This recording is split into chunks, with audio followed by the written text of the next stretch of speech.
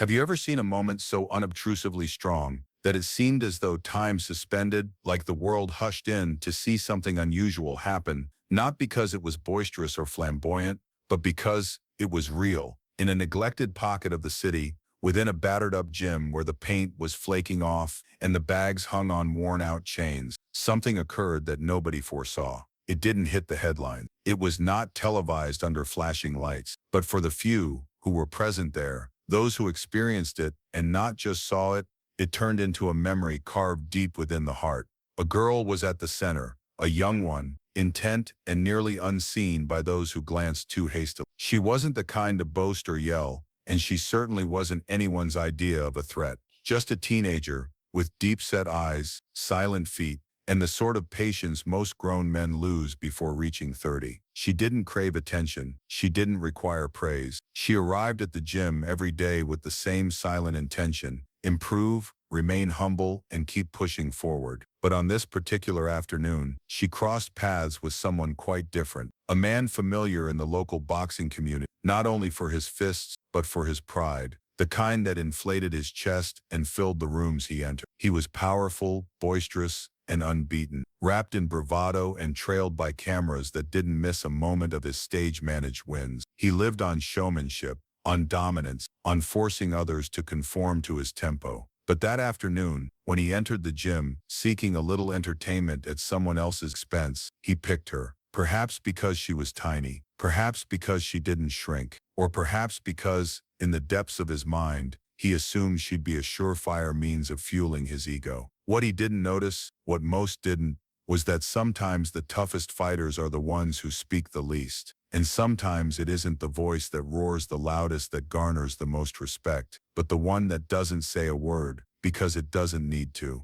So when she uttered 5 words, soft, steady, without blinking, she wasn't creating a scene. She was merely standing her ground, and doing so made an everyday day unforgettable. There was no spotlight, microphone, or dramatic music to herald what was to come, but those who saw it felt the change. The manner in which silence accumulated in the room, the manner in which uncertainty crept into the eyes of a man who had never known humility, the manner in which this girl, with her breath of calm and firm hands, started to redefine everything they believed they knew of strength. What is it about quiet bravery that affects us so profoundly? Why does grace under pressure shout louder than anger ever could? And why does one act of determination, provided without aggression, but with stillness of mind, alter the entire dynamic of a room, of a person, of a tale? This isn't simply a story about boxing gloves and competition. It's about what transpires when self-respect encounters arrogance, when calm encounters chaos, when a person who's lived their whole life in the background finally enters the spotlight,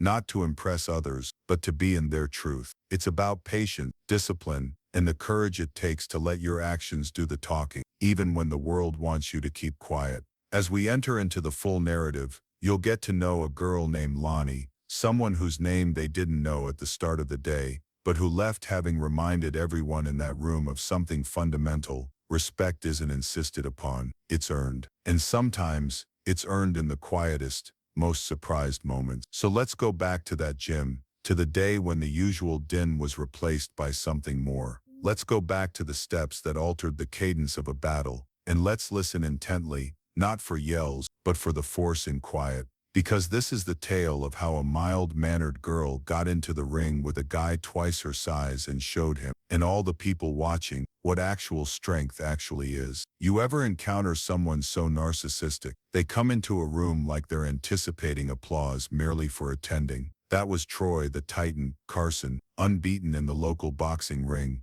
as loud as a siren, and as self-centered as they come. His fists were quick, yes, and his record shone brightly on paper, but it was his lips that worked quicker than anything else. Troy didn't merely win fights, he embarrassed men. He taunted them, pranced around them, and ensured that the cameras recorded every moment. Troy was the type of man who needed attention greater than he needed to win. He'd walk into gyms throughout the city, not to spar or to study, but to ensure people noticed him. It was an act, every time. He bragged big, strutted bigger, and never let a moment pass to make an entrance. And everyone, well, they went along. They applauded, They laughed, they shot footage, because observing a character like Troy ensured there was always something to discuss afterwards. But behind the applause and flashbulbs, something else brewed in every space he entered, something subdued. It was a little-known fact that everyone was aware of, but nobody would ever say. Deep down, people were waiting for somebody, anybody, to put him in his place. And one afternoon, in the small battered-up gym on the east side of town, that time came. The gym wasn't flashy. No neon lights, no major sponsorships. Brand new, cracked leather gloves, dirty mirrors, and the smell of sweat and hope in the air. It was a place where individuals came to restore muscle, pride, life. And on that day, Troy strode in like he was doing them a goddamn favor. He walked through the door like a whirlwind, his head up, shades still on, dude, inside, ensuring every eye was upon him. And of course they were. You couldn't help it. He had that kind of energy that commanded the center of attention, even when you didn't want to provide it. He circled the gym once, nodding as if he were surveying a buffet, smiling when he caught nervous looks. But he wasn't at the gym to train. He never trained at gyms like that. No, Troy was there for another purpose, something he was sure would be funny, a performance, a spectacle. And his audience? A girl,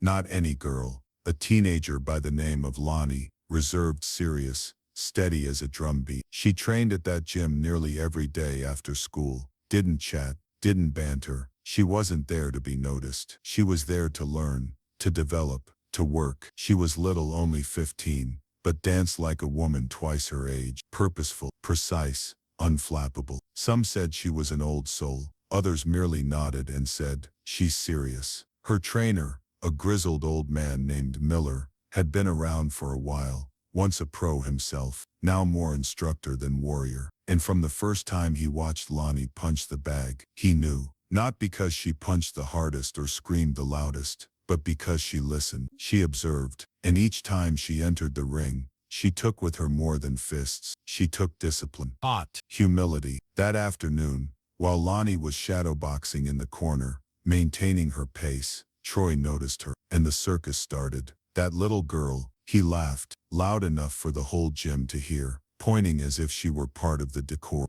You letting kids train in here now? He said it with that smirk he wore like a second skin. A few chuckles floated up from the crowd, nervous ones, not because they laughed at him, but because it was difficult to know how to react when someone like Troy dominated a space. Lonnie didn't even look in his direction. She just kept moving, jab, step, pivot, reset, bunched, indifferent. Troy didn't appreciate being dismissed. Hey coach, he said, turning to Miller. What's this? You too afraid to step into the ring with me, so you send in your pupils now? Or are they just too fragile? The air hung motionless. No one said a word. Coach Miller stood by the ropes, arms folded, jaw clenched. You could sense the coiled tension beneath his cool, because he knew what was occurring. He'd witnessed it before. Big ego confronts silent strength. But what happened next surprised even him. Lonnie stopped, lowered her gloves, and without turning her head, she said plainly, "I'll spar you." The room froze. Heads turned.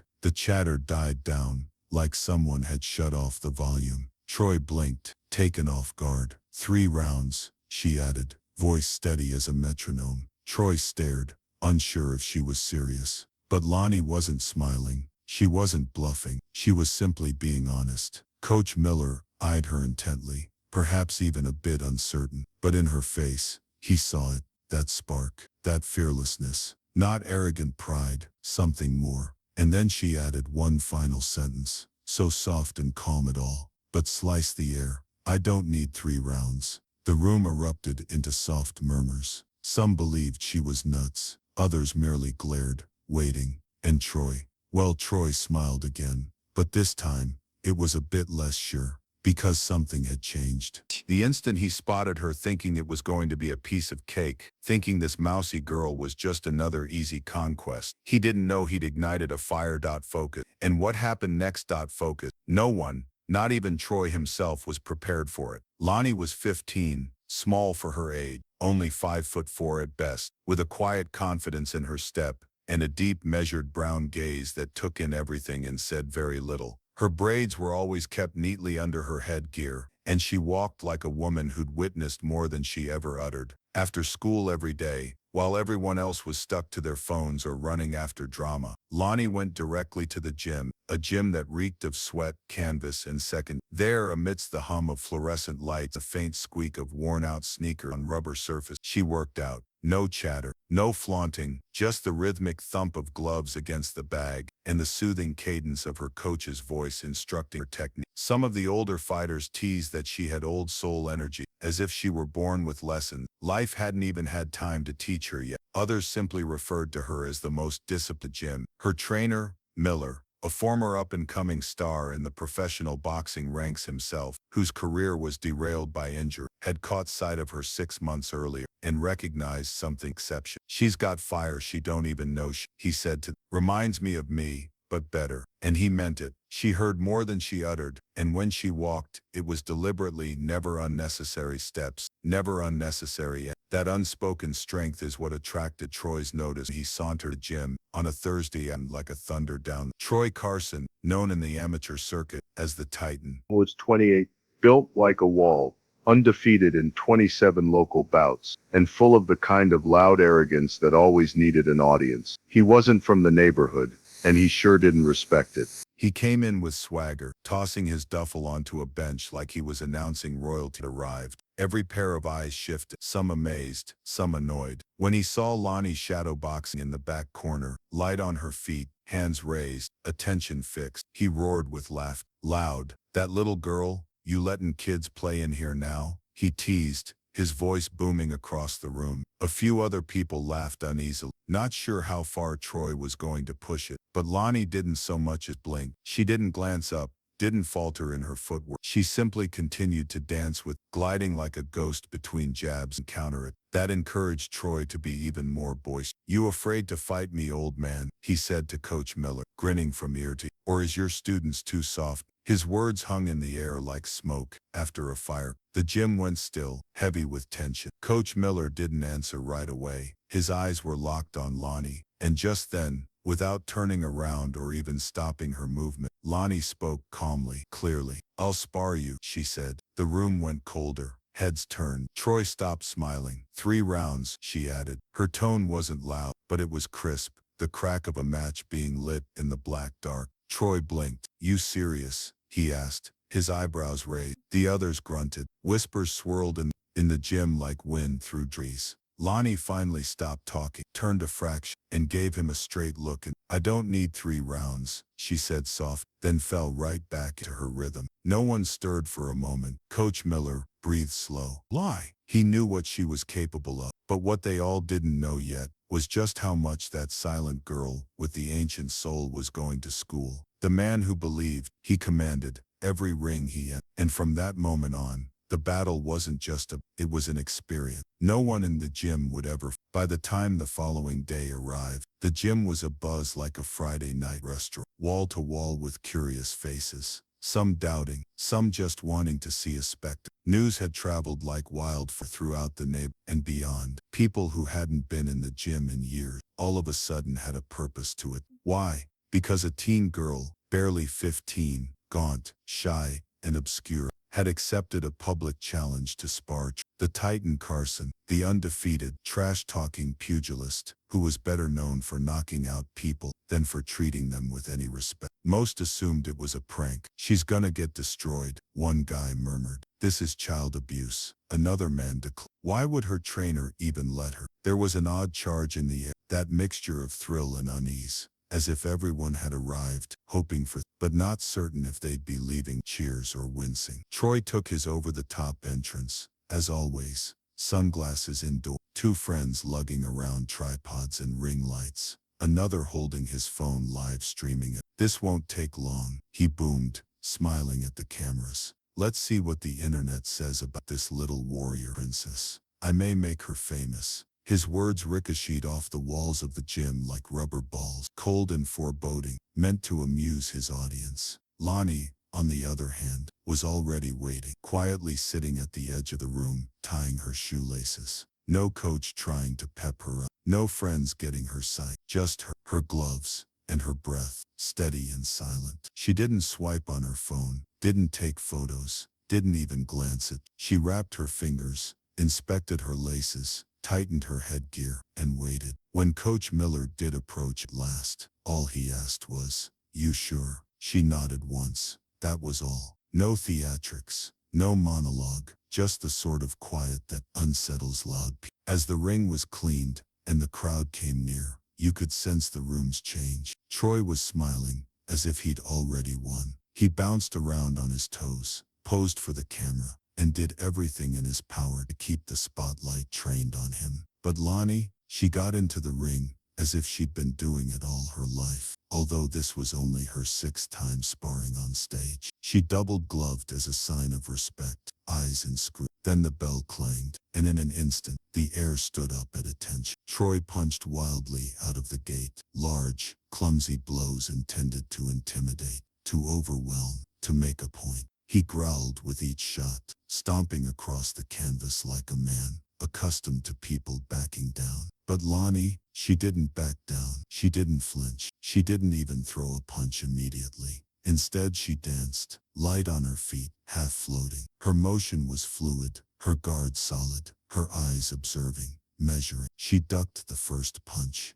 ducked beneath the second. Before Troy threw his third, she was already gone, turned to his left, silent as a ghost. The crowd emitted a muted sound, not cheers, not gasps, just that murmur that people do when something surprising starts to happen. Troy made a second attempt, more brutal, more rapid. Still she shifted. Her gloves occasionally slapped the air, measuring distance, probing rhythm. But she didn't push. She didn't take the bait. She just let him exhaust himself, round by round. You could see the puzzlement begin to creep onto Troy's face. He was accustomed to fear. He lived off it. But here was this little girl, quiet and serene, sliding through his shots like she'd seen them coming before they arrived. He grunted harder, swung harder, his footwork becoming sloppy as frustration set in. And by the conclusion of round 1, the atmosphere was altered. People were no longer laughing. Phones previously directed towards taunting content, now taped in silence. Even Troy's own cameraman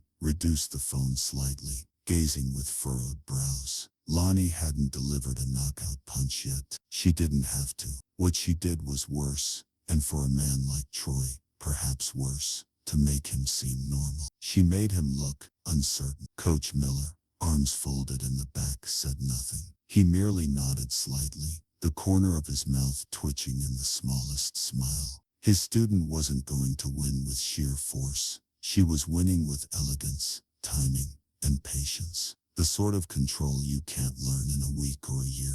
You're either born with that type of composure, or you work for it the hard way. And Lonnie, she'd worked every inch of it. When the bell clanged to close out the round, Troy was gasping, his chest rising too rapidly, his smile replaced by a scowl.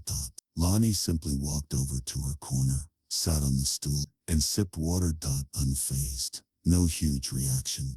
Unfazed. No gloating. Just another day, getting on with what she had come to do, undefined. And though not a single word was exchanged between them, during that silent moment between rounds, the expression on Troy's face told it all. He realized this was not going to plan for him.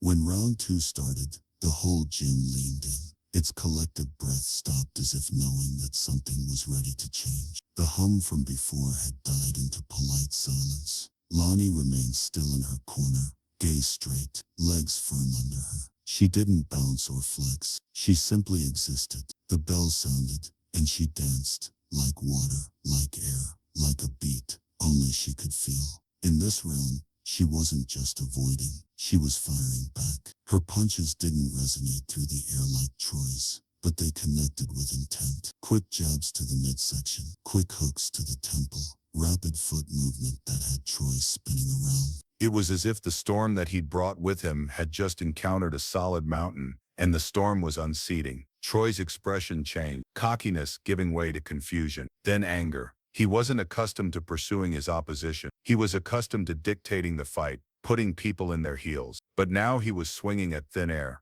And the more he whiffed, the more his breathing was strained, the more his feet slid out of beat. Sweat dripped down his temple. His punches slowed. His shoulders slumped. His pride shattering with each unfilled swing. But Lonnie hardly seemed fazed. Her coach had schooled her well. Don't let the din in. Don't fight for the crowd. Fight clever. She was a learner of the art, and each movement she made was calculated and precise. She didn't expend energy. She didn't pursue power. She just read him like a novel. And then it came. The moment that would be discussed, long after the throng departed. Troy, in a bid to reclaim control, advanced with a berserk right hook, his entire body into it. It was supposed to be the end, but Lonnie had known it was coming the instant his shoulder jerked. She dodged out of the way beneath it, with the fluidity of a falling feather touching ground, spun around and came back with a two-punch combination that was a masterpiece. Ribs first, hard, snappy, square on the tender spot. Then, before he could even bring his arms back up,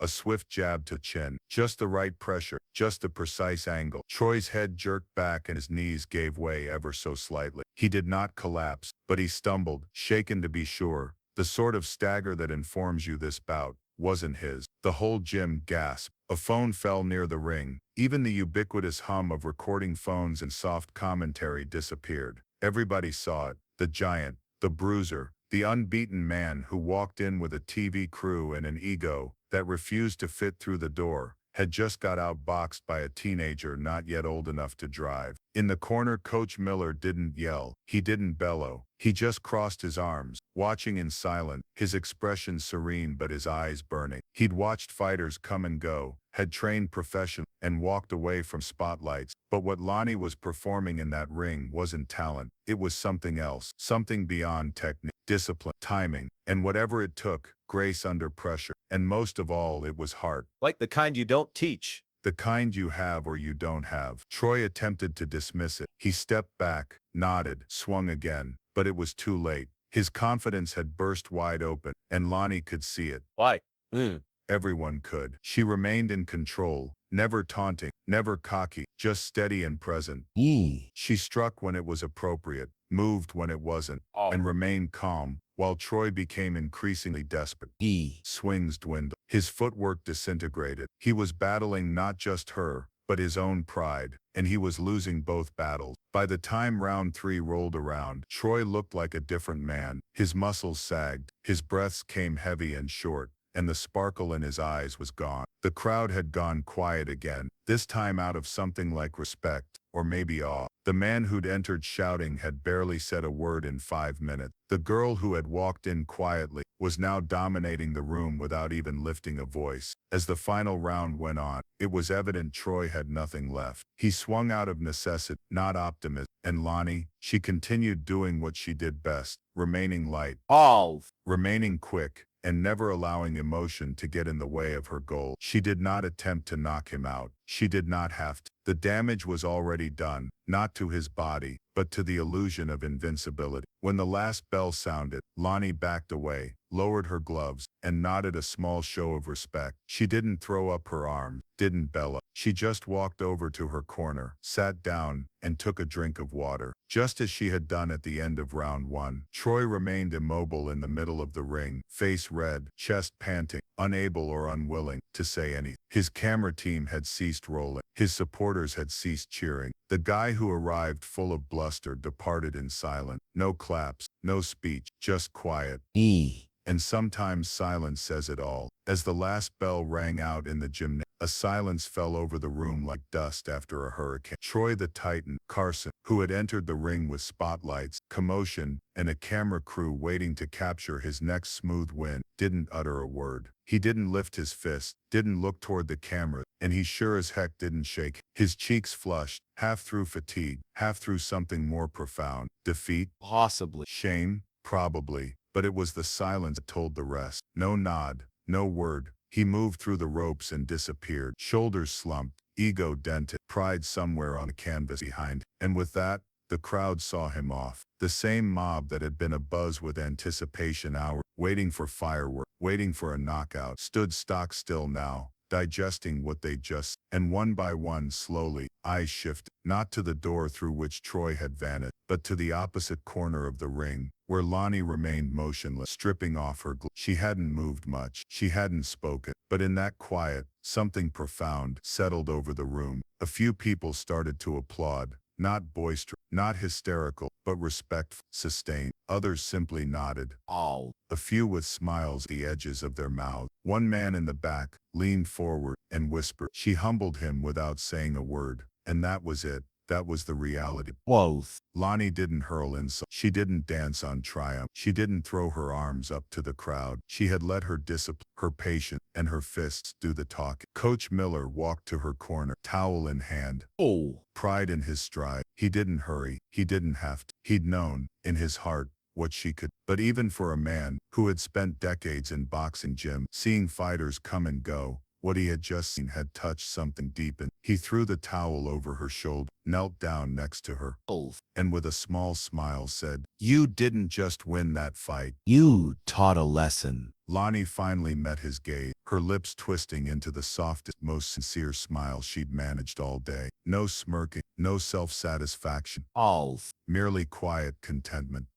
She didn't have to say thank. She didn't have to tell him what had occurred. Then they both and so did everyone else in that room. This was more than about boxing. It wasn't about footwork, jabs, or who got more hits. It was about standing tall when doubt stood tall. It was about what happened underestimated, dismissed, ridiculed, and you decide to rise up anyway. Yin. Not with rage or fanfare, but with grace and a quiet. Lonnie stepped into that ring, not to make a point, but to demonstrate something already true. She refused to let Troy set the fight. She refused to drop to his feet. She claimed the ring as her territory, her narrative, and she lived that narrative with every step, every deliberate move, every second of dominance. And whereas Troy had departed, with slouched shoulder and a battered ego, Lonnie stood, rooted, collected, unbroken. The audience, previously boisterous with skepticism and distraction, now hung around, not for the cameras, but for the teaching they'd just witnessed. A handful of young girls in a crowd whispered among them, mouths agape and uplift. Older men and women nodded their heads in silent disbelief, some recalling moments in their own lives when someone had underestimated. Coach Miller stood by Lonnie's side the whole time, proud but calm, as if he'd seen this coming. From the very first day, she walked into his gym, shy, determined, and carrying something powerful inside her that words couldn't touch. That night, the gym had cleared, and the lights began to dim. Lonnie helped wipe down the ropes and sweep the floor just like he always did. No victory dance, no victor post, just the same woman, with the same determination, moving with the same quiet grace. And although the world beyond would come to forget Troy's bluster, they'd recall her for never blinking, never yielding, and never having to yell to be heard. Respect, after all, is something you don't insist upon. It's something you earn. With each step you take when nobody believes in you. With each decision you make to stand above the fray. And on that day, in that dingy East Side gym, a shy little girl earned it from all of us in the room. Not by being louder, faster, or stronger, but by being herself, whole, fearless, and without apology. Life sometimes surprises us in the simplest of ways. It is not always the loudest voice, the strongest arm that leaves an impact. It is the quiet bravery, the consistent heart, and the courtesy of continuing to show up when no one is expecting you to. We all have those times when we are underestimated, pushed away, or dismissed. But it is in the very same times that our character steps forward to meet us. Lonnie didn't struggle to prove herself superior. She struggled to remain herself. And while doing so, she reminded all of us who were watching that dignity doesn't require applause to be radiant. In a world that too often prizes noise over substance, there's something profoundly strong about standing firm in humility. We might not all enter a boxing ring, but we all engage in battles inside our homes, inside our hearts, inside our hopes. And sometimes it's the quiet strength we have within us that really makes all the difference. So perhaps take a minute today to trust your stillness, to honor your patience, and to believe in the strength of simply being who you are.